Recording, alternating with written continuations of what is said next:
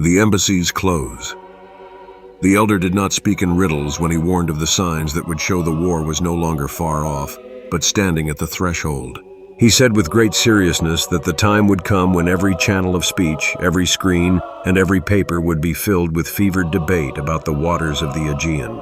"You will hear them speak again and again," he said, "about 6 miles and 12 miles, about rights and boundaries, about who may pass and who may not. Their words will be ceaseless, their disputes fierce, and when you hear this rising everywhere, know that war is near." He declared that the sea itself, cradle of Greece and Turkey alike, would become the tinderbox, and the arguments over its breadth, the sparks that fell upon it. The nations would clamor, their voices loud and angry, and the air would thrum with tension.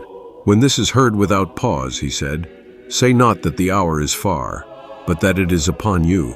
And then he gave the most fearsome sign of all, one so clear that no man could mistake it.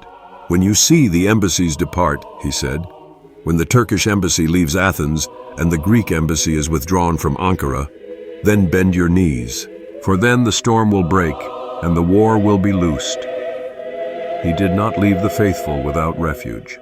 In that moment of dread, he lifted their eyes heavenward and pointed them to the one who never abandons her children. Then he said, "You must cry with your whole heart, by the intercessions of the Theotokos, Savior, save us. For when the embassies of men close their doors, the embassy of the Mother of God will stand open before her Son." The elder revealed the mystery hidden in the word presvios, the Greek tongue that speaks both of embassies and of intercessions.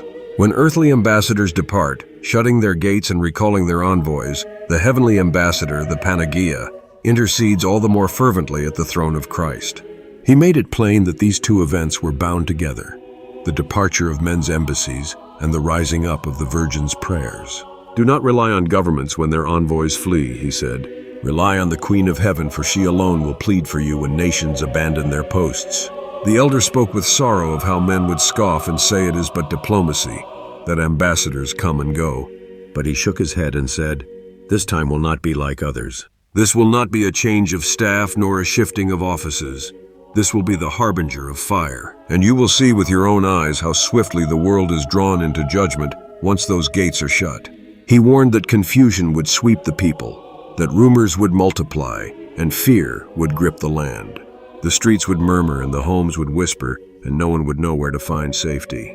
"You will hear of provocations without end," he said, "and of leaders pushing one another to the brink. You will see migrants filling your streets and soldiers gathering at borders, and you will ask yourselves, where shall we hide? But there will be no refuge in walls or treaties. Your only shelter will be prayer." And so he commanded that the faithful fix their trust not on princes or parties, but on the Theotokos. "Invoke her embassies," he said, "for they never fail. Men's embassies serve their own nations. Hers serves all who believe. Men's embassies seek to preserve power. Hers seeks only to save souls. When you see their departure, know her arrival is already before the throne of Christ."